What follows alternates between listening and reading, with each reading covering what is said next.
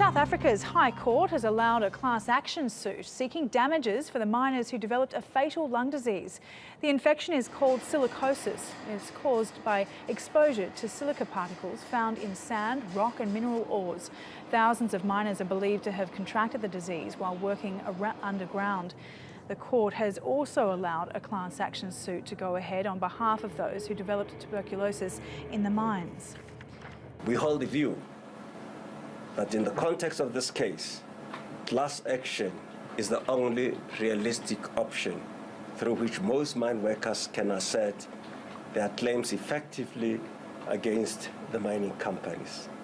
This is the only avenue to realize the right of access to courts, which is guaranteed by the Constitution. And Tehillah Niselow joins us now from Johannesburg. Thank you so much for your time. Now, this could be the largest class action in South Africa's history. What is the implications of this judgment? Good afternoon. Yes, indeed. A historic day here in Johannesburg for miners and for their families when the Deputy Judge President Phineas Majopelo ruled that they will be able to launch a class action suit. So what we could see now is thousands of miners, up to 500,000 miners joining this class action suit. There'll need to be extensive advertising in this regard, and they'll be suing for damages related to the fact that many of them now are unable to breathe, unable to work, suffer from severe debilitating disease, and they claim that the mining companies should have done more to prevent this. And these claims go back decades, don't they? How did the miners react to this decision? Surely it was fairly an emotional one, I imagine.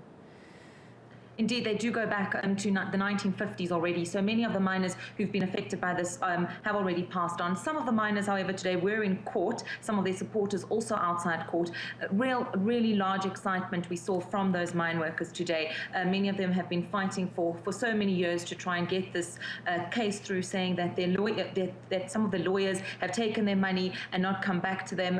So it's been quite a difficult run for them. And also speaking about the future, what they'd like to do with the money. I spoke to one mine in particular who said he wants to finish putting his 28-year-old daughter through school, through university. She hasn't been able to go through university, pay off their houses. So there's a lot of anticipation and excitement resting on this case. Yeah, I can imagine. What's the next step moving forward from here, especially for the mining houses themselves?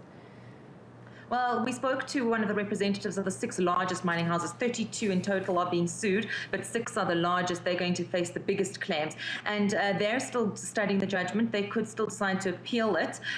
But some of them are actually working at the moment on an out-of-court settlement. They've put together a working group, and they're hoping that if they come up with an out-of-court settlement figure that is realistic enough or good enough for these mine workers, they won't have to proceed with the court action. But they are going to have to advertise extensively to try and get the thousands and thousands of people who are affected by today's judgment to come forward with their claims.